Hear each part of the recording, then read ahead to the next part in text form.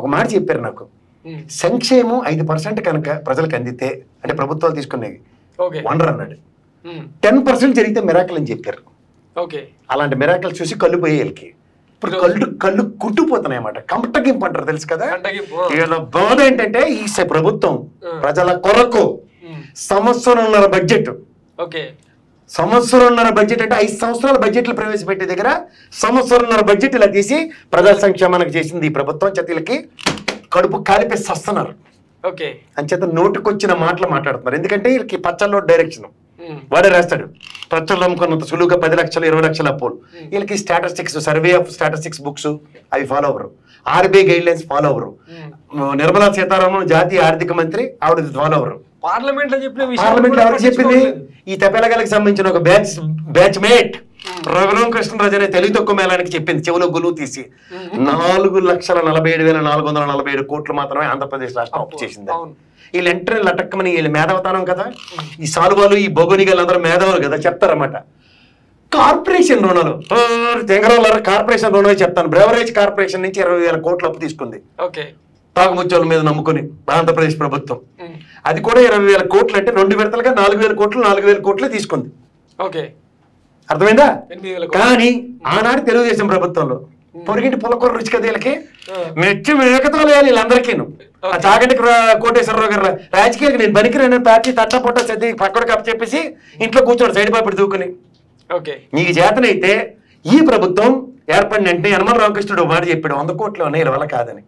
నిన్న కాక మొన్న మా రేవంత్ రెడ్డి గారు చాలా బ్రహ్మాండంగా చెప్పారు. ఈ జిఎస్టీలు ఇవన్నీ సక్రమంగా ఎగవేతలు ట్యాక్సులు ఇవన్నీ ఎవరి నాటకాలు అలా అడిగితే ఇవాళ నేను అన్ని సక్రమమైన మార్గంలో పెట్టి 1,000 కోట్లు అదనంగా నేను తీసుకురాగలిగే సామర్థ్యం నేను పెంచుకుని రాష్ట్ర ఖజానాకి దాంతో సంక్షేమం చేస్తానని చెప్పాడు.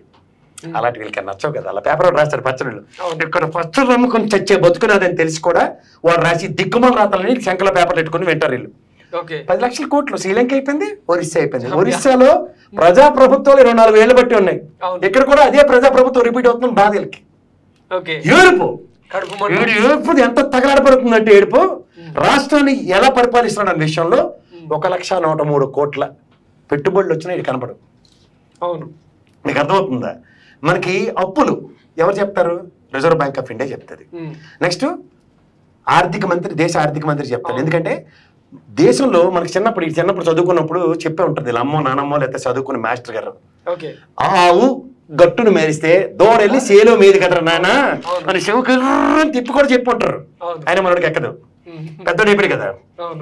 బుర్ర సెలక్కోయిన పెట్టుకుని చాదస్తాం కాదు బాబు, ఐక్యూ లెవెల్ తగ్గిపోతేనే రిటైర్మెంట్లు ఇస్తారు.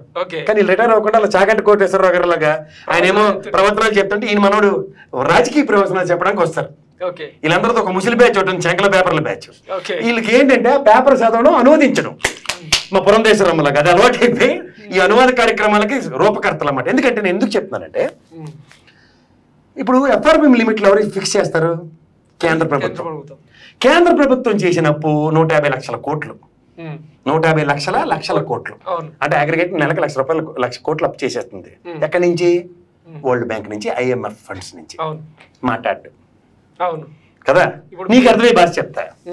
నీకు జేబులో నెలకి ఇంత జీతం పెట్టారు, నీకు 2 క్రెడిట్ కార్డులు ఉన్నాయి, పర్సనల్ లోన్ తీసుకోవచ్చు. గటక్కని తీసేసావు. క్రెడిట్ కార్డుల మీద ఫ్రిడ్జ్లు, టీవీలు, మంచాలు గంచాలు అన్ని కొనేసావు. పర్సనల్ లోన్ నీకు ఈ నెల ఇచ్చాడు కాబట్టి ఒక 2 లక్షలు జేబులు పెట్టేసావు.